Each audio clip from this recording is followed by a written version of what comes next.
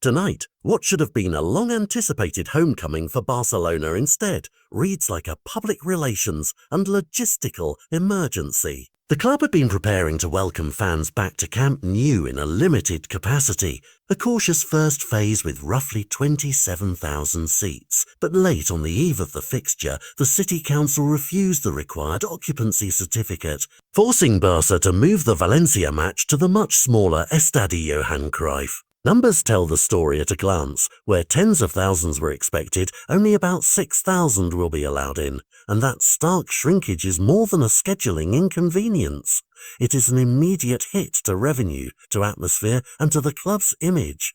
In the hours since the decision, technicians and stadium staff have been working at pace. VAR camera positions had to be rethought for a compact arena, fibre optic lines installed to guarantee broadcast stability, and temporary VIP areas constructed to try and soften the commercial pain. Those are necessary fixes, but they are stopgaps. The bigger picture is that a municipal decision has publicly punctured the club's timeline and left ordinary supporters to pick up the tab for delays they did not cause.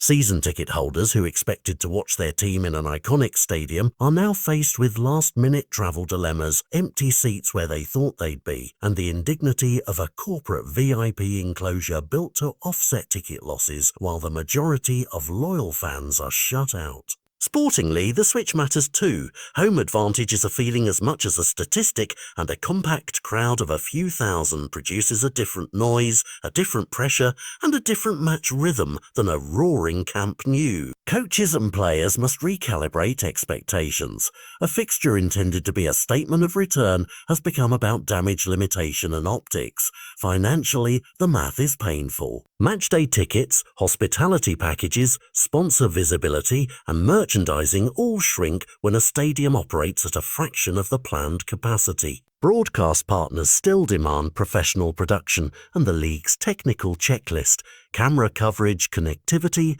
safety systems had to be met in days rather than weeks, which increases cost and complexity. Beyond money and logistics, the episode raises deeper governance questions. What caused the gap between Barca's timeline and the municipal inspector's assessment, and who takes responsibility? The City Council's refusal reads like a public check on the club's schedule. And stakeholders will want answers. Season ticket holders seeking compensation, sponsors questioning exposure, and political figures mindful of a high-profile urban project that affects the city's image.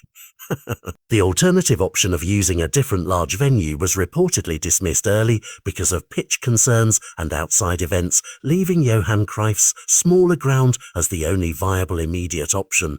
It is a pragmatic choice, but the optics are brutal. For supporters, the human dimension is clear. Some will scramble for rare tickets, many will watch from home and feel excluded, and social feeds will fill with anger and questions that demand a transparent response. The club's short-term priorities are obvious: guarantee broadcast quality, protect player welfare, manage crowd flows, and communicate clearly with fans about refunds and compensations. But medium-term recovery depends on rebuilding trust and giving a realistic timetable for Camp Nou's full reopening. That will require frankness on timelines, concrete gestures to affected season ticket holders, and visible cooperation with municipal authorities so that future deadlines aren't missed. Tonight, the result on the pitch will matter as always, but the match will be scrutinised for far more than goals and defensive lapses.